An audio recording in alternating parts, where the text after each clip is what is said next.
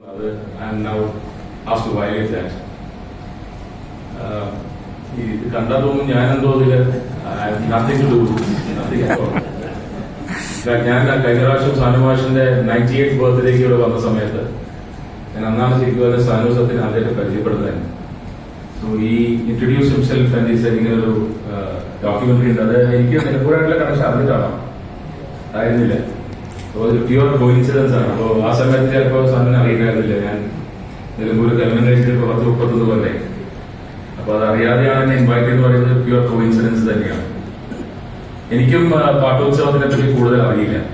ഞാൻ ഇത്രയും കാലം കല്യാണം കഴിച്ചു എന്ന് പറഞ്ഞെങ്കിലും ഞാൻ നിലമ്പൂർ പോകുന്നത് പാട്ടിന് പോകുന്ന 1-2 പ്രാവശ്യം മാത്രമായിരുന്നു. അപ്പോൾ ഉള്ള സമയത്ത് കാണുന്ന ആ പാട്ടോത്സവത്തിന്റെ കമ്പോണൻസ് അല്ലാതെ ഞാൻ അധികം മുഴുവനായിട്ട് കണ്ടിട്ടില്ല. സോ അതുകൊണ്ടാണ് സാനു എന്നെ വിളിച്ച സമയത്ത് ഇമ്മീഡിയറ്റ്ലി ഞാൻ യെസ് പറഞ്ഞത്. പക്ഷെ എന്റെ ടൈമിംഗ് ഒരു പ്രോബ്ലം ആയിരുന്നു. ഐ തിങ്ക് എന്റെ ടൈമിനനുസരിച്ച് ദിവസം മാറ്റേണ്ട ആവശ്യം സാറിന് വന്നു തോന്നുന്നുണ്ട്.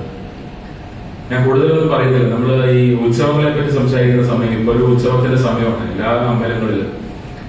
അത് ശരിക്കും it's A confluence of culture. നമ്മുടെ ഒരു മനസ്സിന് ഏറ്റവും ആഹ്ലാദം തരുന്ന കുറെ കാര്യങ്ങളാണ് ഇത് ഈ ഉത്സവം എന്ന് പറയുന്നത്. ഈ സ്പിരിച്വലിസം എന്ന് പറയുന്നത് anything that is good is spiritual. അമ്പലം എന്ന് പറയുന്നത് എല്ലാ നന്മകളും കൂടുന്ന സ്ഥലമാണ് അമ്പലം. അത് പള്ളിയായാലും മോസ്കായാലും എനിത്തിങ്. അപ്പോ നമ്മളൊരു വലിയ അമ്പലം അല്ലെങ്കിൽ വളരെ ബ്ലെസ്ഡ് ആയിട്ടുള്ള ഒരു സ്ഥലം എന്ന് പറയുന്നത് എല്ലാ പുണ്യങ്ങളും നിലനിൽക്കുന്ന ഒരു സ്ഥലമാണ്.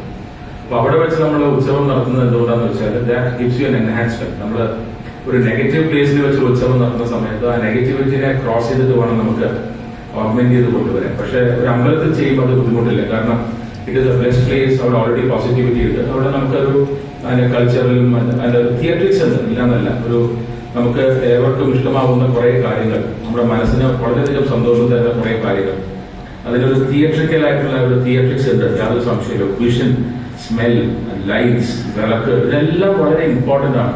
ഒരു ഉത്സവം ഇതിന്റെ ഏതെങ്കിലും ഒരു കമ്പോണന്റ് ഇല്ലാത്തൊരു ഉത്സവം എന്ന് പറഞ്ഞാൽ ഉത്സവമല്ല. അപ്പൊ കൊട്ടില്ലാത്തൊരു ഉത്സവം ഉത്സവമാണ് ആയിരിക്കില്ല. ലൈറ്റ്സ് ഇല്ലാതെ, വിളക്കില്ലാതെ, അങ്ങനെ ഓരോന്നും നമ്മൾ നോക്കുന്ന സമയത്ത് ഇതൊരു മാസ്മരികത അല്ലെങ്കിൽ ഒരു മാജിക്കൽ ഒരു ഫീൽ ക്രിയേറ്റ് ചെയ്യുന്ന ഒന്നാണ്. അപ്പോ നിലമ്പൂർ പാട്ടോത്സവം ഒട്ടും വ്യത്യാസമില്ല. പക്ഷെ ഒരു കാര്യം ഞാൻ കണ്ടത് നിലമ്പൂരിന്റെ ഉത്സവമായി മാറിക്കഴിഞ്ഞു.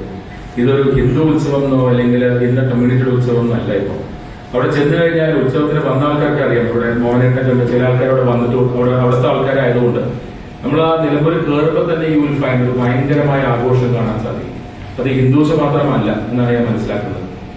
തിരക്കും ആ ഒരു ഫീലും അവിടുത്തെ എന്താ പറയുക അന്നദാനവും എല്ലാം കൂടെ ഒരു വല്ലാത്ത ഫീലാണ്. I'm sure you will see that in the documentary. എനിക്ക് ഇതിൽ കൂടുതലൊന്നും സത്യം പറഞ്ഞാൽ എനിക്കും കാര്യമായിട്ട് അറിയില്ല. പക്ഷെ കണ്ടത് മുഴുവൻ ഞാൻ വളരെ I was mesmerised. So I'm sure I'm in for a very visual treat also. ഇവിടെ ഒന്നും ഞാൻ പറയുന്നില്ല. Thank you for this opportunity.